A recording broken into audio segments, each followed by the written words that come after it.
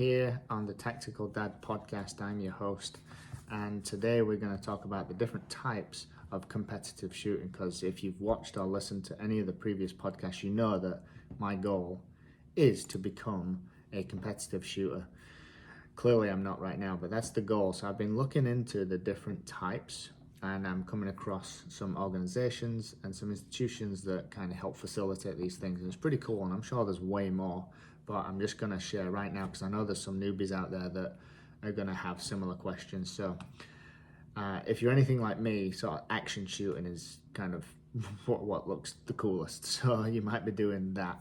And that type of shooting, there are competitions, and they involve like multiple targets and moving around, shooting targets, moving again, and then using whether one gun or multiple guns. There's a competitive shooting style and type which is called 3-gun, which involves using a rifle, a pistol, and a shotgun, which is pretty cool, and that involves moving around a little bit, using different guns, different targets, different distances. But I came across the institutions IPSC, the International Practical Shooting Confederation, and IDPA, International Defensive Pistol Association. And when I was watching videos, those, like the instructors would mention those quite often. So I was like, what are those things?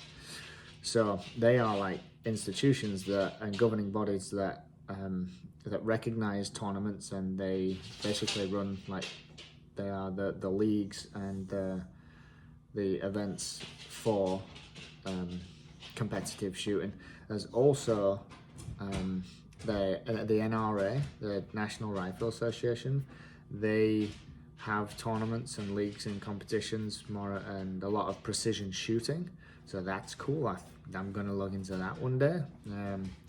There are like competitions that involve clear targets for a shotgun, with like trap, skeet, and different clays. I found there's like cowboy action shooting as well, so it involves shooting action revolvers, pump action shotguns in like a Wild West themed event. It's pretty cool. There's black powder shooting, so a type of competition which involves shooting firearms that use black powder as propellant, such as muzzle loading rifles and pistols.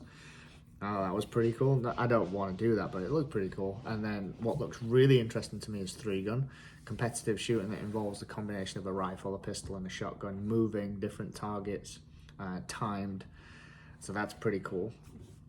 And then there's like a defensive shooting competition, involves shooting at targets to sort of simulate self-defense scenarios. So there's so much out there, and I looked into, like, I want to get scores and compete and see where I am against others because it's fun. So I was looking more into IPSC and IDPA, and also came across USPSA, so the United States Practical Shooting Association, and it is the national governing body for the International Practical Shooting Confederation in the United States. So it involves competition shooting at various types with different targets, cardboard steel targets, whilst moving around through a course that sort of simulates some real world scenarios.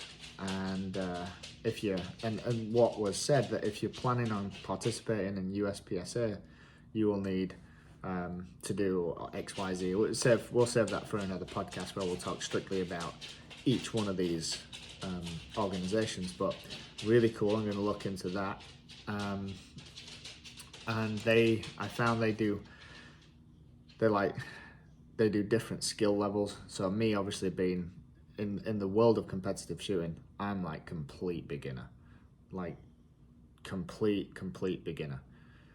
So the leagues accommodate various skill levels, so it's a good way to get your feet wet and start not only developing your skills, but you get to do it in a much more contextual, real environment. Like, so it's really worth doing, and you're competing against other people that are at the same stages. So I imagine that the camaraderie and, you know, building some great relationships and making some friends in the sport is also just naturally going to happen. But that's my initial findings of competitive shooting, and it looks like this is another huge world to talk about. And I'm sure I'll learn more over time, and I'll share more with you over time. But that's it for today. I'll speak to you next time.